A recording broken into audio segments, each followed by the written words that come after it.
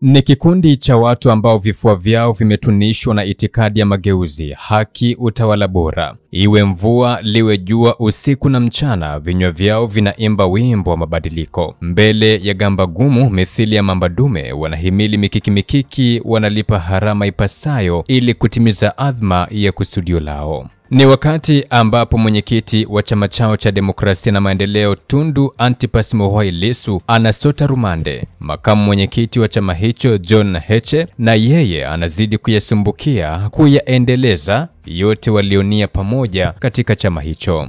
Kabla ya machweo sauti zimenyamazishwa. Huenda mioyoni mwao wanajisemea yafuatayo: ujio wetu pale si wa vita, bali kwa neno, hoja na matumaini. Tulikuja kama watetezi wa kesho, lakini tumepokelewa kama wahalifu. Machozi haya hayaandiki sera, lakini yanamlilia Mungu wa haki. Kilichonyamazishwa ni matumaini ya taifa linalohitaji kusikia. Ni Juni 17 mwaka 2025, katika ushoroba wa hoteli ya Seychelles Millennium walikusanyika viongozi wa chama cha Demokrasia na Maendeleo Chadema kwa shabaha ya kukutana na waandishi wa habari. Ila kinyume chake wakakutana na zuio la polisi kwa kile kinachosemwa hivi: Jeshi la polisi kanda maalum ya Dar es Salaam linadaiwa kuzuia kufanyika kwa mkutano wa chama cha Demokrasia na Maendeleo na waandishi wa habari uliokuwa ufanyike leo Juni 17 mwaka 2025 katika ukumbi wa Seychelles Millennium, kwa maelezo kwamba chama hicho kimezuiwa na mahakama kufanya shughuli za kisiasa. Mkurugenzi wa mawasiliano na uenezi Chadema Brenda Rupia amesema wakati wakijiandaa kuanza mkutano huo walifika watu waliojitambulisha kuwa maafisa wa polisi na kuzuia mkutano huo usifanyike.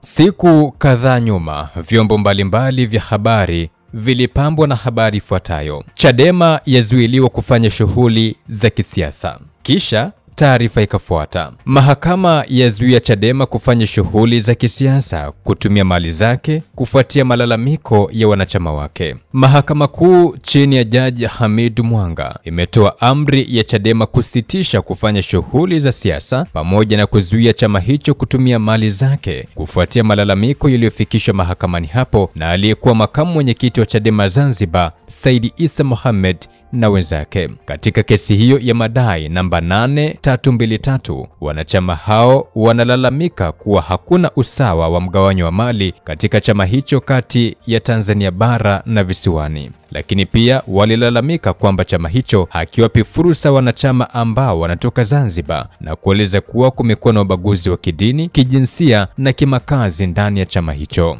Katika maombi yao, wanachama hao walitaka mahakama kuzuia Chadema kufanya shughuli za kisiasa, lakini pia chama hicho kizuiwe kutumia mali za chama, jambo ambalo mahakama iliridhia. Chadema imezuiwa kufanya shughuli zake na kutumia mali za chama hicho mpaka kesi ya msingi itakaposikilizwa mnamo Juni 24 mwaka 2025.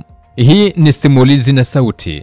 Mimi ni Franki Kashonde. Unadhani kwamba kesi hii ndiyo chanzo cha Chadema kuzuiwa kufanya mkutano wa leo? Nitafurahi kuona maoni yako hapo chini kwenye comment, like na kusubscribe kwa taarifa nyingine mbalimbali. Usuhuba wetu uendelee kwa jina la Simulizi na Sauti.